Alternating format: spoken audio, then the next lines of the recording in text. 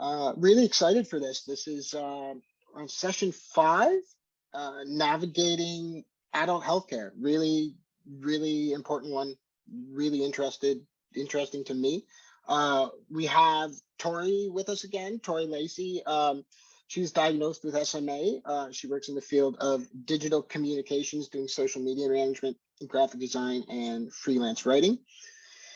We have Emily Chan. Emily was diagnosed with SMA. She works as a social worker at Holland Bloorview Kids Rehabilitation. Hi, Emily.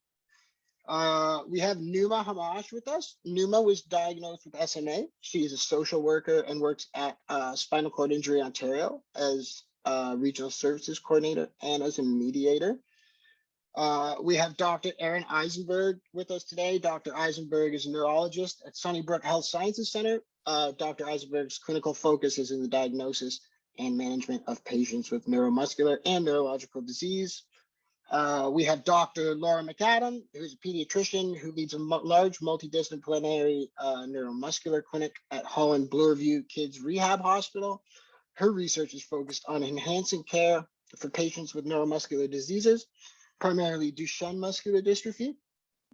We have Dr. Reshma Amin, who is a pulmonologist, and she is experienced in the rehabilitation and care of children with neuromuscular disorders, and the director of sleep. Reshma is the director of sleep medicine and long-term ventilation and a clinician investigator at the Hospital for Sick Children in Toronto. We have Danya Dziedzic, and she is the director of programs and services at MDC. And we have Khalid joining us. Khalid, where are you? There you are. Okay, I think everybody is here. Hello, can everybody hear me okay? Can anybody not hear me? Okay, awesome. Well, we're here, so I'm gonna kind of just leave this open to everybody. There's a lot of knowledge in this room right now, so I'm hoping that everybody gets a chance to speak, and everybody tuning in can get something from this. So I'd like to start, if one of you could start by kind of explaining the differences between the pediatric healthcare system and the adult healthcare system, for when it comes to neuromuscular diseases, and how that transition kind of takes place. If somebody wants to jump in, maybe Dr. Izenberg, do you want to start? Sure, I'm happy to. I apologize if my sound isn't amazing. Of course, my AirPods stopped working this morning, so I hope you can all hear me. Thank you for the opportunity to join this panel. This is great. So, I don't think anyone knows better the difference between the pediatric and adult healthcare system than those of you that have experienced both. People with this condition and families and caregivers. But I can tell you from the perspective of myself as an adult neurologist and the little experience I've had as a parent on the pediatric side of medical care in general. I think one major thing that people experience is that it's more common in the pediatric world for clinics to be multidisciplinary, for there to be multiple care providers in the clinic, and for there to be multiple staff kind of looking out for the patient and family, like a clinic coordinator, often a nurse. I think it's easier to reach people sometimes by phone or email at pediatric clinics. This isn't a rule. I just think these are kind of patterns that we see sometimes. And it's just more likely, and I know this will come up in some of the other questions later, I think it's more common in the pediatric world to encounter, kind of one-stop shopping where all of your allied health or most of your allied health are kind of embedded in the clinic. And so when you go, you can kind of see everyone or a few different practitioners at once. Whereas in the adult world, you might have to go to multiple different visits, sometimes in multiple different hospitals or clinics to see your practitioners. I think that's one, major difference that I see from my perspective and my patients have told me about. Dr. McAdam, I know as a pediatrician, you might have another view on this as well. I don't know if you want to chime in and add anything to that. No, I fully agree with what Aaron had talked about. So, and I think part of the complexity with this transition is many families and many young adults have known us since the time they were diagnosed. And so it's not just the medical transition, it's really that emotional transition from one team that has known everything from the beginning of the diagnostic journey and into care as a young adult. And so I feel it's that medical piece, but it's also those connections, and those social connections are changing with healthcare providers. So that makes it challenging and into a whole different medical care system.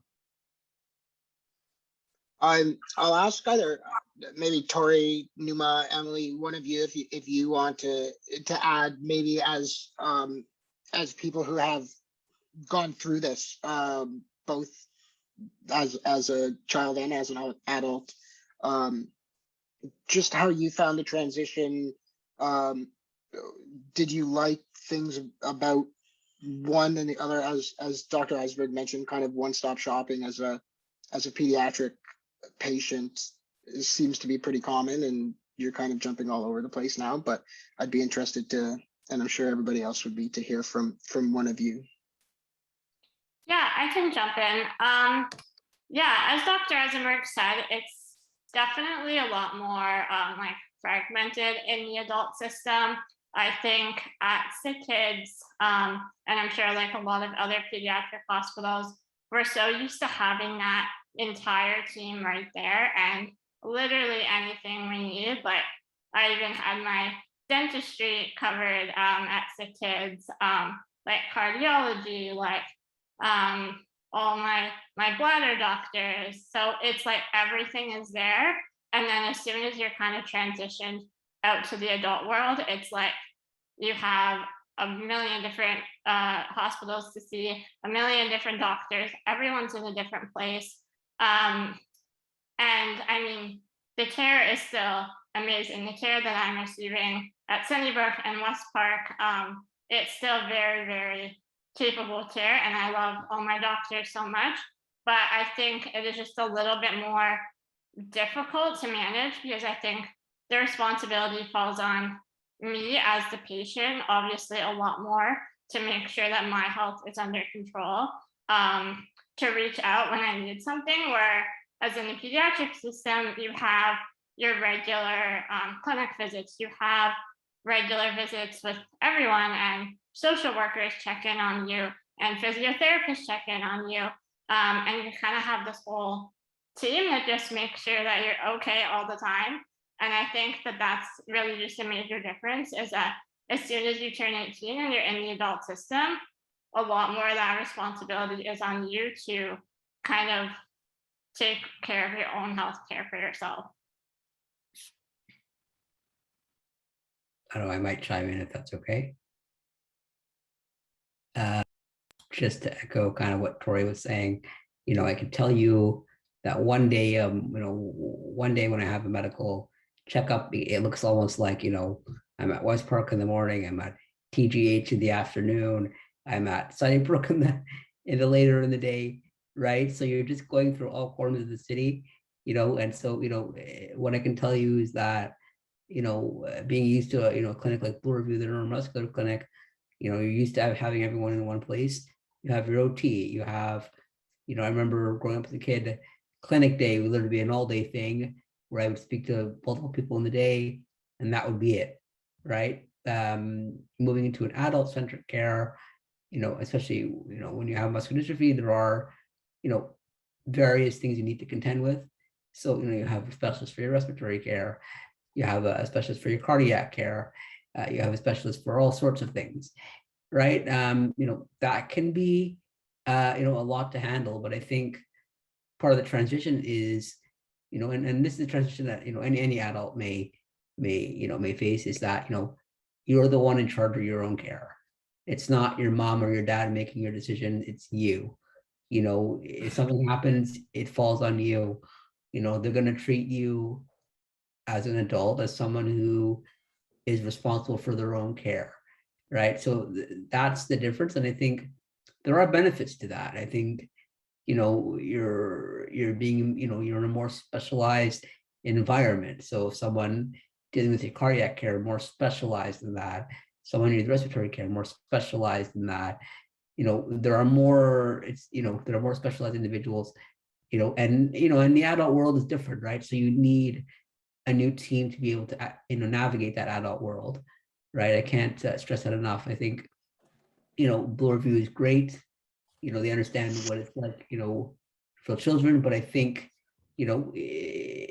time, changes when, to adult care. And I think you need to make that transition, unfortunately. And it could be a bad thing. It could be a good thing. I think, as I mentioned, the benefits is that, are endless there, right? So it's a matter of just being organized. It's a matter of, taking control of your own care, being able to adapt to that. So, start, by writing down questions for appointments, start by, maybe going to appointments on your own.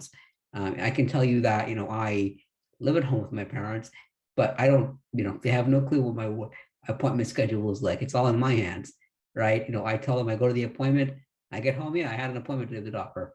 Great, move on, right? So that's a transition, and that's what you need to do. And Dana, this might be one, Danya, this one might be one for you. Is I'm sure there's a lot of people listening in right now that like, this is kind of this is daunting. I'm going from my parents right now whoever their main guardians are taking care of all their appointments to all of a sudden, oh, I'm turning 18 and I have to, all of this falls onto myself. What kind of advice or how would you, I guess, what would you say to these people who are like, oh, or what kind of support can MDC offer when it comes down to that?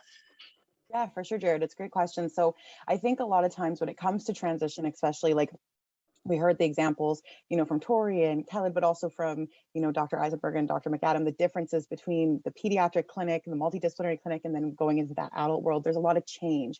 But one thing that's consistent that doesn't change is MDC. So, we are here from the beginning and we're here all the way into the adulthood as well. And so our support continues and doesn't change. I know a big challenge is in that transition, those changes, it's not only, the medical changes that everyone was just speaking about of the different doctors and appointments, but also then funding changes. There's a lot of stuff that's covered in our pediatric world in terms of community support resources that doesn't necessarily equate into the adult world.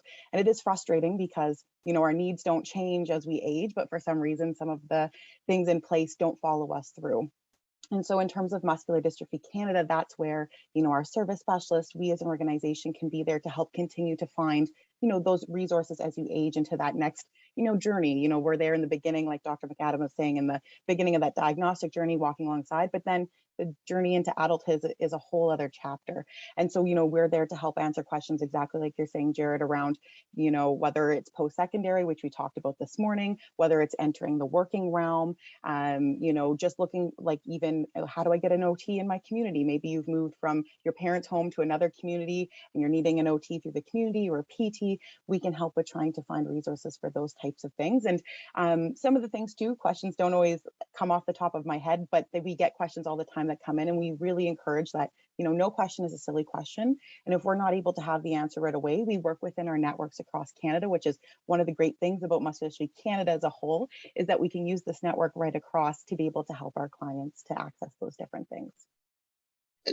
Dr. Amin, I don't know if there's anything you want to add to that as well, but you might have a little bit of advice for those looking to transition from the pediatric to adult world.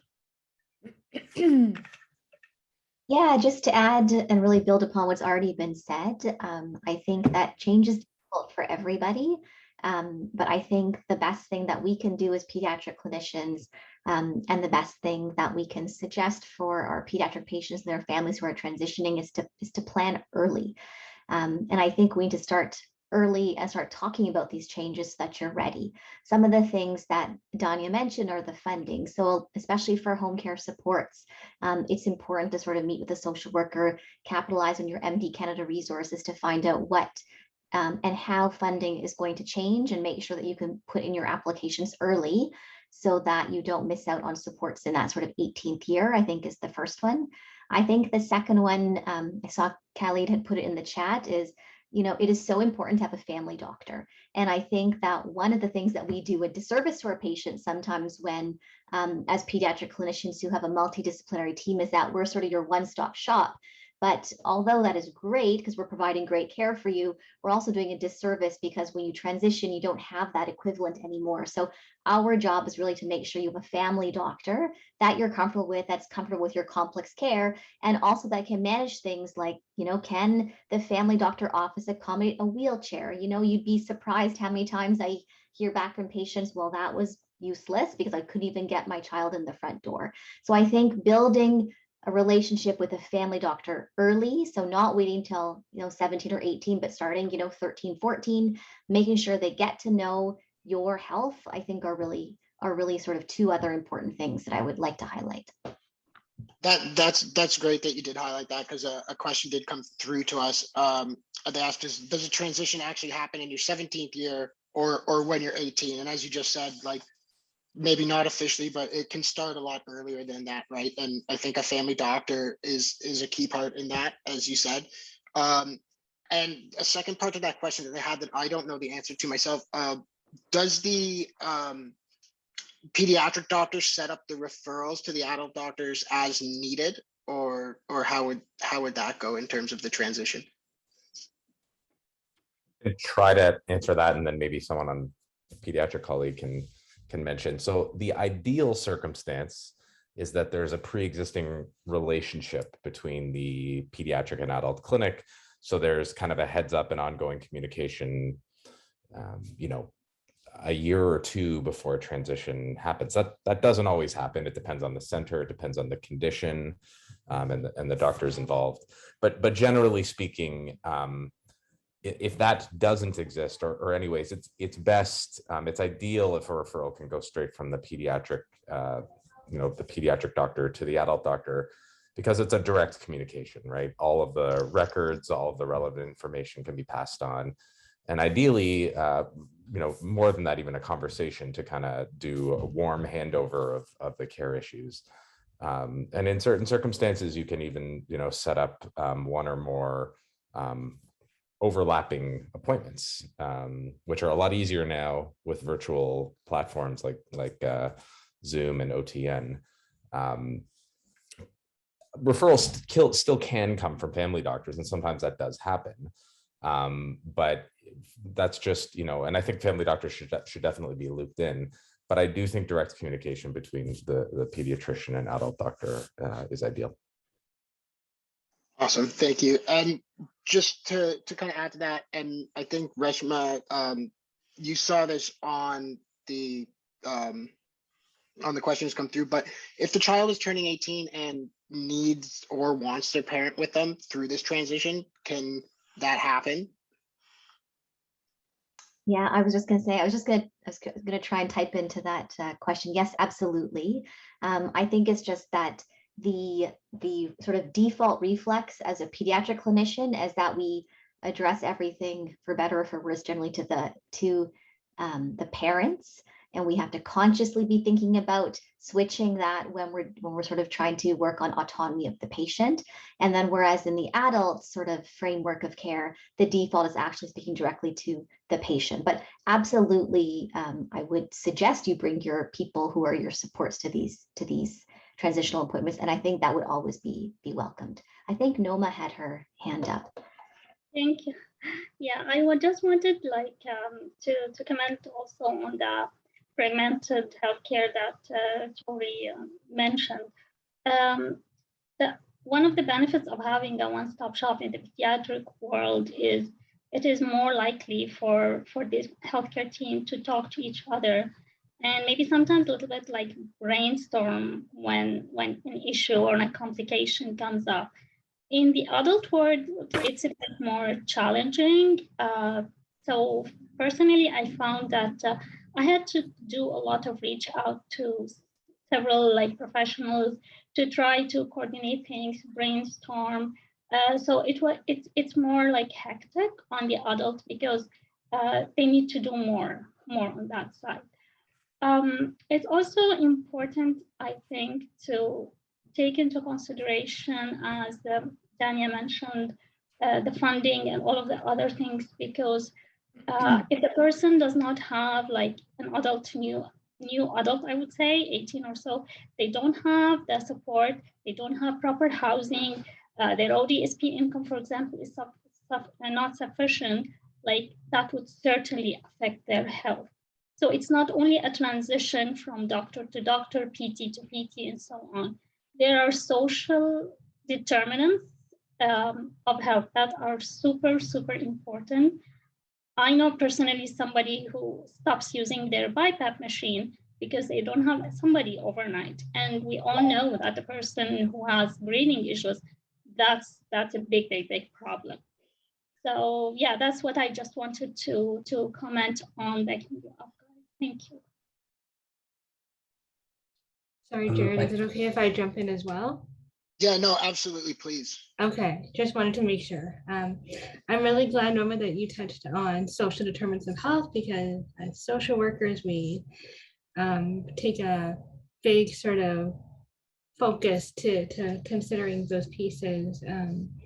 Just speaking a little bit about my transition and my reflecting back, I think I was very privileged to have a relatively smooth transition. But I think it was partially because those conversations did start early, so around 16, and not waiting until a few months before they turned 18 to start that process. So I think it's also important to consider that the physician that you are referred to in the adult system, you know, may be a specialist that is familiar with your condition, but sometimes they won't be. And you are sometimes the expert in your own condition. You have to do some of that education as well. So that's something that I would encourage you all to keep in mind, as well as a client. I think you have absolutely the right to advocate for, you know, the proper care that you need. Sometimes when you're connected with an adult clinician, it might not be the best fit for many reasons. And it's important to be able to voice those opinions and to say, you know, are there any other people that I can see or I can consult with? Because, you know, very similar to finding a mental health therapist, the first one you see might not always be a good fit. And you as a client are very much entitled to that. And the last thing I will say is every transition will be different. And going back to the whole social determinants piece, I think, you know, as a clinician, I see that a lot of my families who come from Black, Indigenous, people of color, sectors and intersectionalities have a very different experience than folks who are not part of that group of people. So I think that's also very important to consider. So for example, an immigrant family who is new to Canada and trying to navigate the pediatric healthcare system at 16 might have a very different experience than somebody who was born in Canada and has been raised in the pediatric healthcare system. So those are just some pieces to think about. Thanks. Yeah, that I did somebody else want to jump in? Yeah, it's good. I could chime in a little into Sure. sort of what Emily and Nouma was saying. I think Nouma, thank you for bringing that issue up. You know, and Emily, thank you for giving your perspective on how your clients are doing. So, you know, my perspective is that, you know, unfortunately, the care that individuals receive is slightly uneven. You know, I can speak to the fact that, you know, I myself I'm on a self-managed care arrangement that allows me to do much more and allows me to stay on top of my health much more. Whereas I know other people who still aren't getting the same care that I'm receiving, unfortunately, and are, you know, reliant on the parent. And then unfortunately, when there is that lack of support, the health suffers. You know, there isn't necessarily someone there to deal with your BiPAP, someone there, you know, to do the proper cleaning of it. There isn't someone there to maintain the equipment, someone there to, you know, provide you with that support. And so, you know, that's a challenge, is that, you know, some individuals are able to do so given the resources they have, and others unfortunately aren't able to do so. So I think that's a gap that needs to be addressed. I think there are a lot of underserved, you know, communities out there that aren't necessarily have access to the care that they may see. And I think that, is something, to consider. So that's kind of my perspective on that. I think, it's very important to take in mind that, the resources are there, but not everyone is accessing those resources equally, right? So, so the challenges, and I pose this to the doctors, these are questions, how do we address that gap? How do we address, the gaps in I guess what I'm trying to get at is more of a uniform standard for adult care, DMD, SMA, whatever neuromuscular disorder you're dealing with.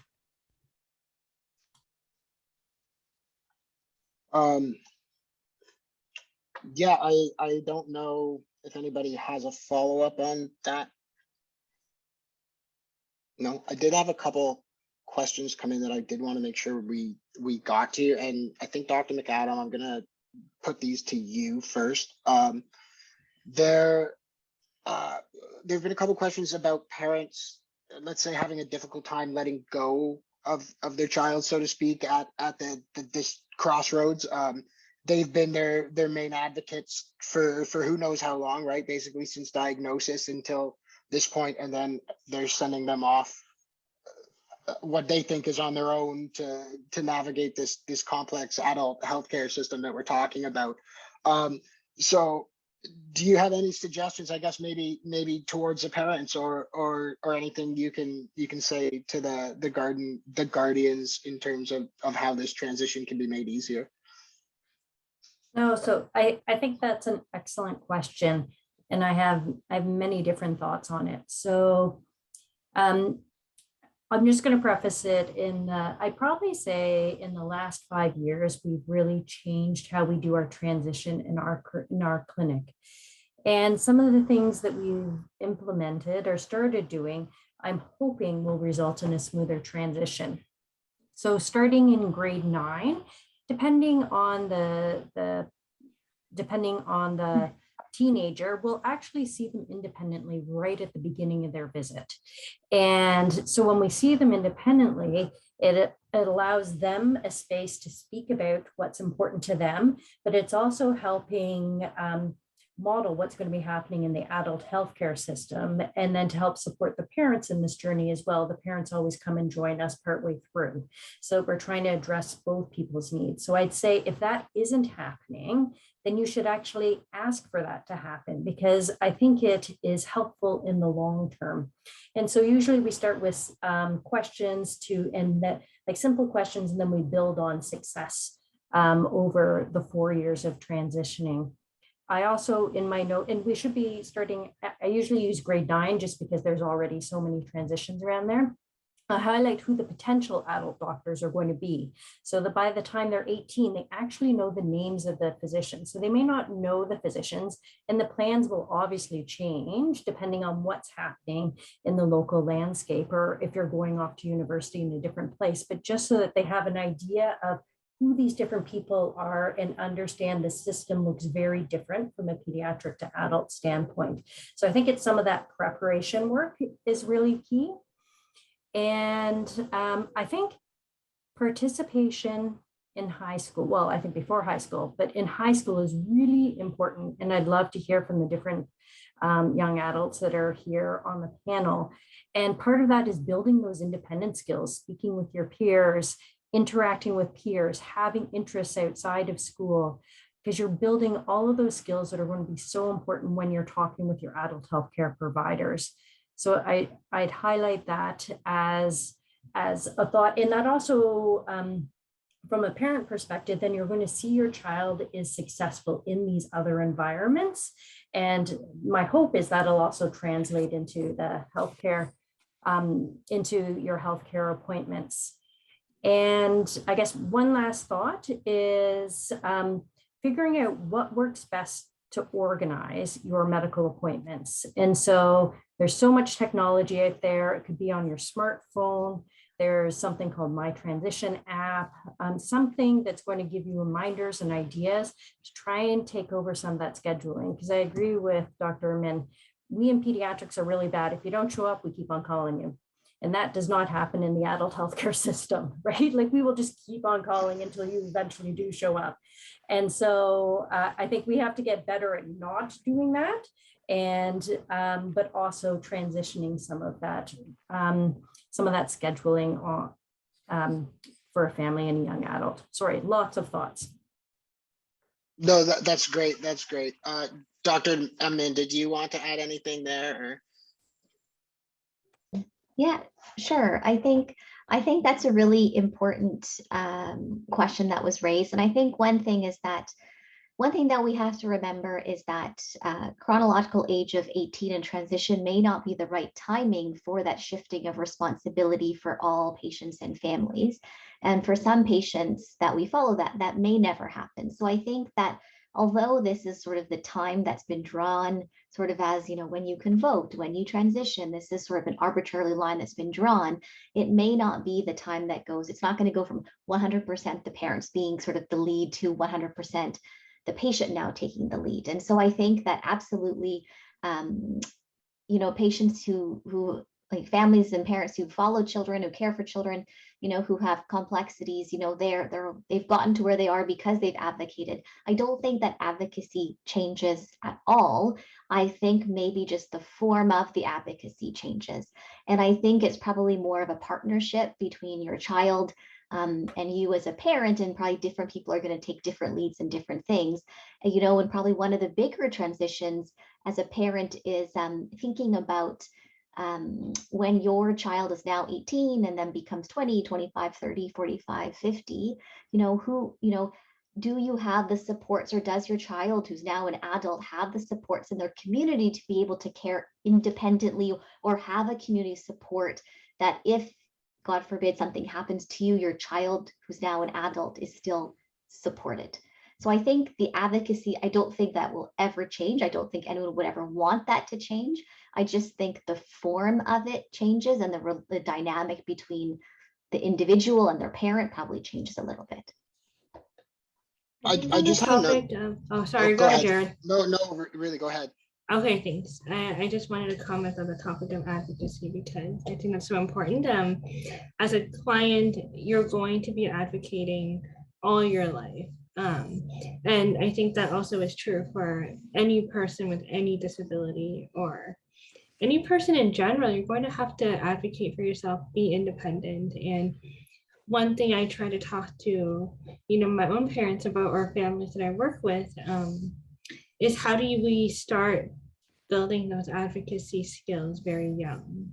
And I think advocacy can look a lot of different ways. So for example, giving your very small child autonomy and choices, for example, or when your child is a little bit older, asking them, would you like me to stay in the room with you for this appointment, or do you want me to wait outside? Again, giving the child or the young adult the choice very early on, and normalizing that it's okay and appropriate to make your own decisions, I think will very much set up the child when they grow up for success. And also, yeah, it's just about making sure as a parent that, obviously I'm not a parent, so I can't really speak to that fully, but I can imagine as a parent, you just want to make sure that your child's going to be okay.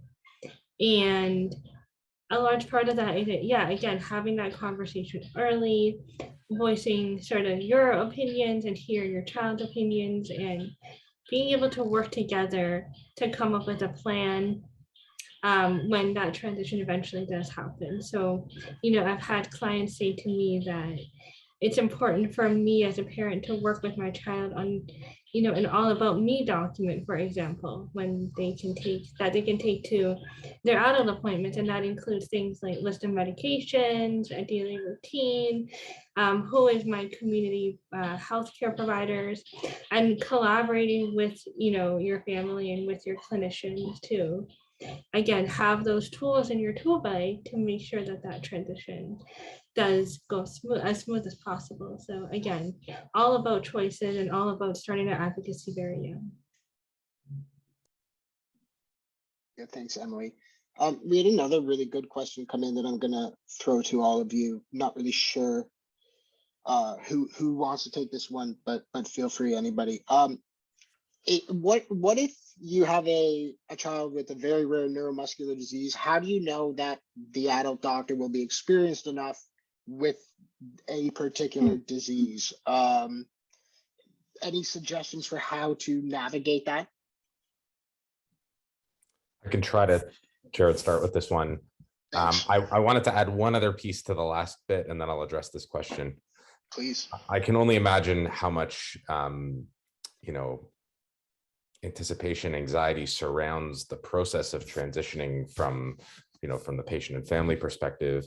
And everyone's right. There's nothing magical about the age 18. It's a line that we draw for transition from pediatric to adult care. But one thing that I hope people never need to worry about is the idea of parents still being a part, or parents' families still being a part of the care once they're in the adult world. Certainly from my perspective, as long as the patient, the individual with the condition is comfortable with it, I really like for the family to be present, because they can provide so much collateral, additional detail, so much perspective, especially from when from the earlier years. But also two sets of ears are almost always better than one. So I hope that that's one thing that people can always count on from their adult practitioners when they transition, is that the families would still be very much welcome. I think the only difference, and this probably happens in the older teen years, is that typically before inviting the family in, I'll always check with my patient first to make sure they're okay with it. With respect to the next question about if there's a very rare neuromuscular disease, this happens, right? There are so many, as you all know, different types of inherited peripheral neuropathies, motor neuron diseases, muscular dystrophies, congenital myopathies, congenital myasthenic syndromes. And the truth is that you may not always know off the bat if your adult practitioner has experience with it. And I think that it's a very fair question to ask. And I can tell you from the adult side, if I had a patient coming in asking me, like, have you ever seen a patient with this? I think that's a very fair question. And the truth is that the answer may not always be yes. Sometimes you'll depending on where you are, what the resources are, what kinds of doctors are available, you will be transitioning to someone who doesn't have the same amount of experience as your pediatric doctor. And then it becomes, I think that it's a little bit more challenging, I'm sure, but I think it becomes more of a collaborative effort. And I think it's on the doctor also to learn as they need to about the condition. But I do think there's some research that can be done by the patient, but also by the referring doctor as to where the right center is to go for a specific condition.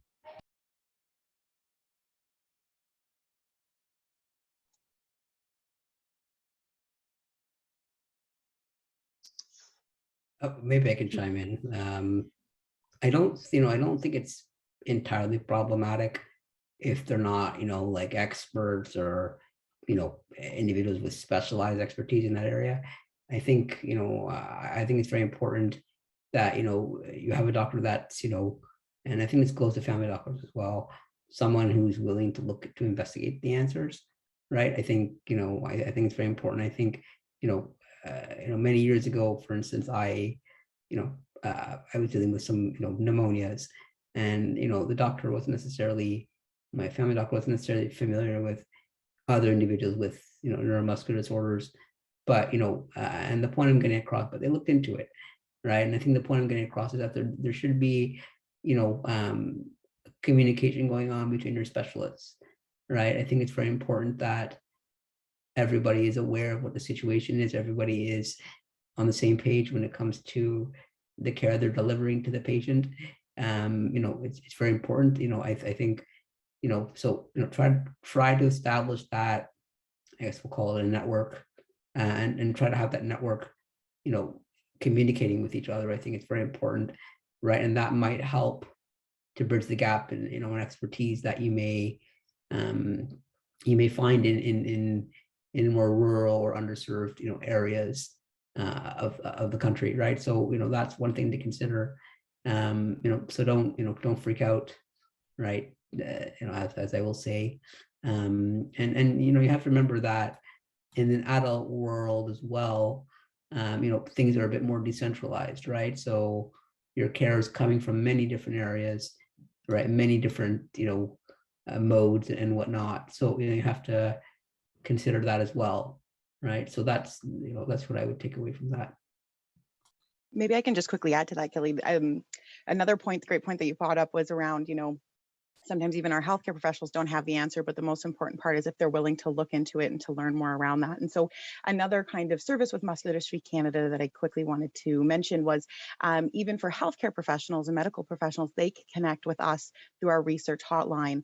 And that way they can connect with other, be connected with other healthcare professionals across Canada, or maybe connected to that information that they're looking for, that specific type for these clients. So to everyone listening on here, if you're working with your healthcare professional and maybe they're stumped of where to go, you can also tell them to reach out to the research hotline, and I'll throw it in the chat there as well. But I just wanted to mention that because that was a great, oh, it's already in the chat. Perfect. Thanks, Sarah.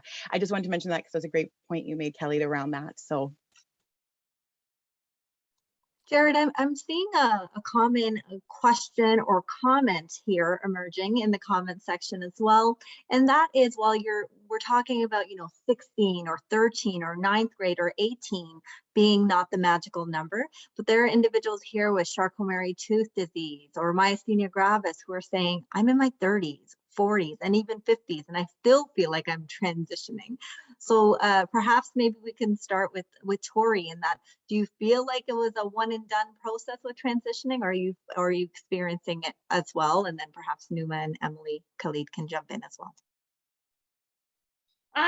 No, I think it's kind of always a continuous process because, like I mentioned before, everything at SickKids, everything at Blurview was under one roof. When you're an adult, you're always meeting new doctors, and that can kind of get exhausting because, at SickKids, like I mentioned, I saw cardiologists and I saw physical therapists and I saw dentistry, and now I'm kind of individually piecing all those things together because when I left SickKids, really the only thing I was transitioned out to was respiratory and neurology. So I think it is a continuous process because it's constantly trying to fill in all those secondary pieces that might have been left behind in the transition process. So yeah, it can definitely be difficult to navigate.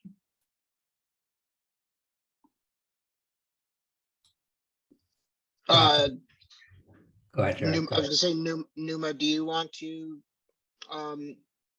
say anything there? Yeah, I think finding the right professionals is hard, very hard, and a lot of the time it depends on word of mouth, like hearing from other people. That's why peers are so important. Support groups of the condition that you have are so important. Sometimes these are like the only resource of who can manage your case. Like that's like based on what I personally experienced. And the person himself or herself also need to always let the new professionals about themselves, like based on your previous experience. For example, you had a surgery, you had like stomach problems, you needed NG tube.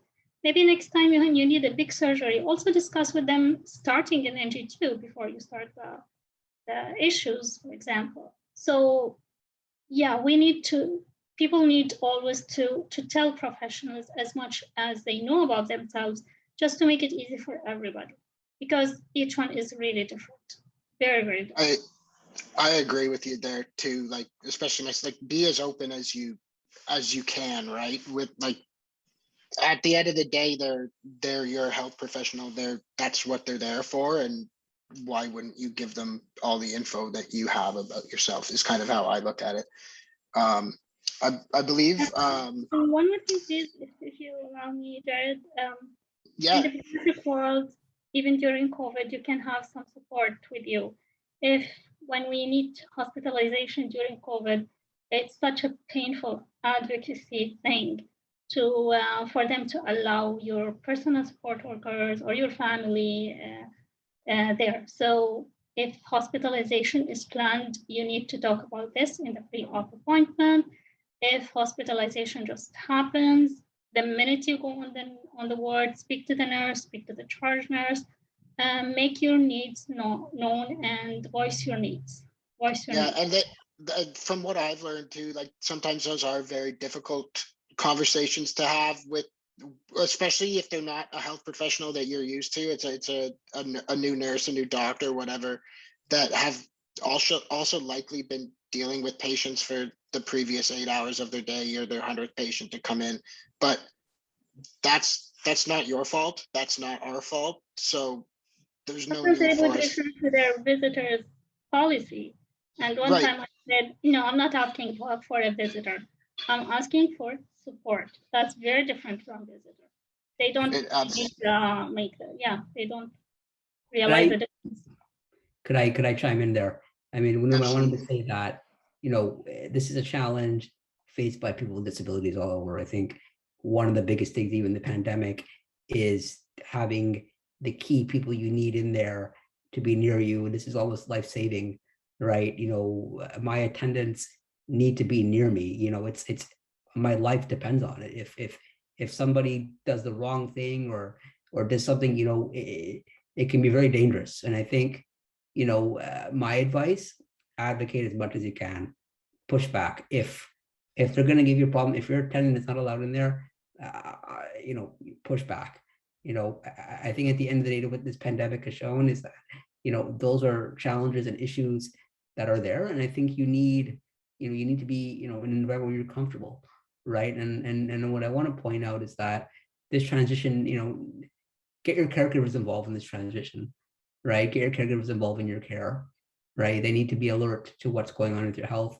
In the event that something goes wrong, they're going to be your first line of defense to your family, whoever's looking after you. I think it's very important to get them involved, keep them up to date, with changes. I have many attendants come in. I speak to them after every appointment. I say, this is what's occurring. This is the change. Just be aware. They're aware of my medical alert bracelet. They're aware that my concerns of anesthesia, right? I think they're your first line of defense, and it's very important that they're in there. So to the extent that you can, push back and make sure that someone is in there with you when you need it. Thanks, Khalid. Hamira, I believe you had a question come in, did you, about clinical trials? Yeah, it was addressed to Dr. Izenberg. Another observation that folks are mentioning around the transition to adulthood is the change in the opportunities for clinical trials or treatments and the access to treatment. So could you speak to a little bit more about the limited clinical trials for adults or limited treatment options for adults? Sure. Yeah. I mean, those are in some ways, two different things. I mean, so in order to have access to clinical trials, you need to be at a center that is involved in clinical trials, that is enrolling participants in clinical trials. And so that means having a certain degree of research infrastructure.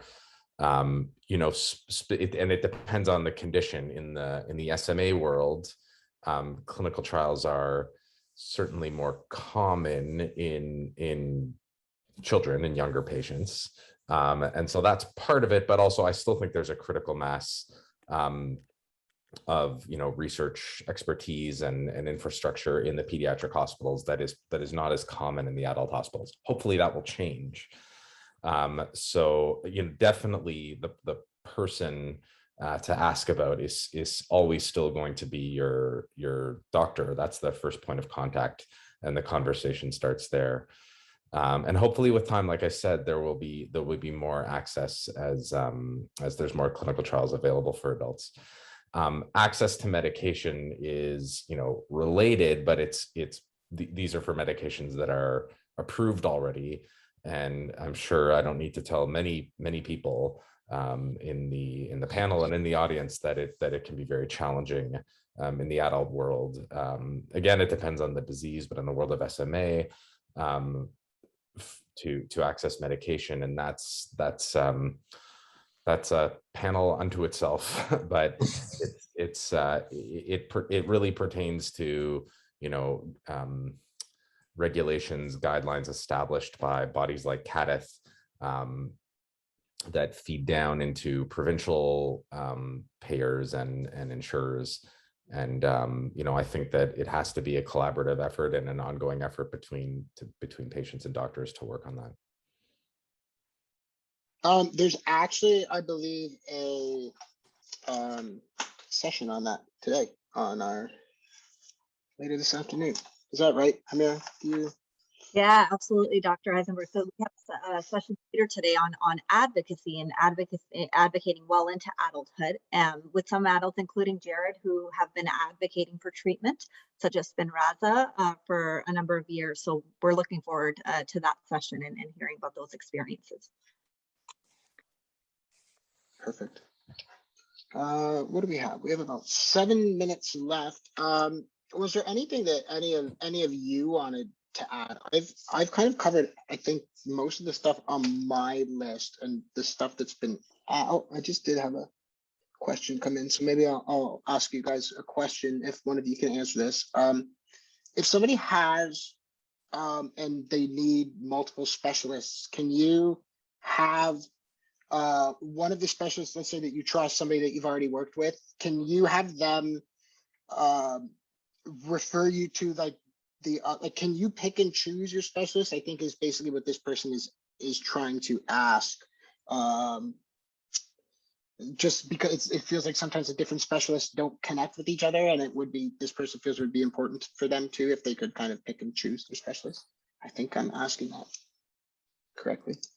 So I don't know about specifically connecting one specialist to others, and maybe the doctors can speak on that because I'm way out of my wheelhouse. But what I will say is having access to your electronic health record is so important, and a lot more hospitals are doing that now. And it sucks to say this, but sometimes you are the one who has to bring like your own files and your own notes from other specialists to different appointments, and you have to put it on their desk and say, listen, this is sort of my medical history and this is what other specialists have worked with me on. I'd really appreciate if you could give it a read, and if you have any questions, please feel free to reach out to that person directly. So I think, yeah, harnessing your electronic health record, one, is absolutely your right as a patient, and two, is a great medical tool that you can utilize to ensure, as a patient anyway, that some continuity of care exists and that your specialists are talking to each other. I think that's great. Hamira, you had a couple questions come in, did you say? Absolutely. One person is asking the clinicians, Dr. Amin, Dr. Izenberg, Dr. McAdam, and I know we have less than 5 minutes, but the question is, what would be your vision in improving the healthcare system in terms of the transition and in terms of, so if you had to say what your dream would be or your vision, if you could speak to that. And it's actually coming from a allied healthcare professional. So I can turn it over to Dr. McAdam perhaps first. All right, so my dream. I think my dream would be to have identified healthcare partners for all different types of neuromuscular conditions across the province. I think that would be really fantastic. I think there are different areas of excellence in different cities and with different conditions, but I think it would be really nice just to have those pediatric and adult partnerships so that we can ensure that the information gets there and we're giving them the information that's going to be helpful for when they're seeing young adults. Dr. Amin? Yeah, I would build on what Dr. McAdam said, and I would probably, my wish list would be to have someone like Nouma or Emily be the social workers in our program, to really give that patient navigation sense, because definitely having more resources and having like sort of one-to-one transitions. You have a multidisciplinary team in the adult world. It'd be amazing to actually have cross coverage across to adult care for different specialties. So it would be, having the allied health professionals who actually follow the patients through their transition, and then having shift of minimal people as you go through. But I think it's also just hearing, building a program that actually fits the needs of the patients. And I think who better to tell us that than people like Nouma and Emily and Khaled. Dr. Izenberg, any additional thoughts on this vision?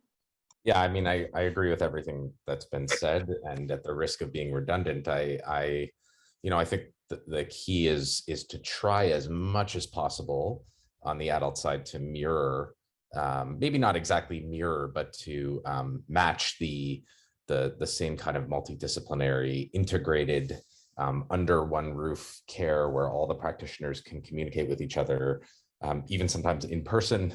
Hopefully that'll resume soon, where everyone can talk about the care needs together, like a regular multidisciplinary clinic that has a nice, robust overlap with the pediatric clinic, where there's multiple, at least 2 visits, where the practitioners cross-pollinate at least maybe the 1 or 2 of the physicians, just so that there's a nice kind of warm handover and transition of all the issues, and that the transition is that the door isn't closed, and it's not, but that if there's any issues, anything that needs to be checked, that you can still refer back to the pediatric side, and vice versa. So these are all things I hope we can work towards. I think we're almost out of time, but I think that I speak for all of us, at least in here with SNA, living with SNA, that we all pretty much have the same common dream in mind. Let's say that everything is kind of housed in, the way it was, and the way I think it should be, and the way we all think it should be, under one roof. And I think we'll get there. I think we'll get there soon, and we keep doing things like this, and this helps, and we talk about it, and we let people know what we deal with, and what they can expect, and that's the best we can do, I think. And unless anybody has anything to add, I think that's it for us. And Tori, I think you're leading the next session again. Yes. Our next session is on dimensions of wellness. Perfect. Well, thank you all for joining us today.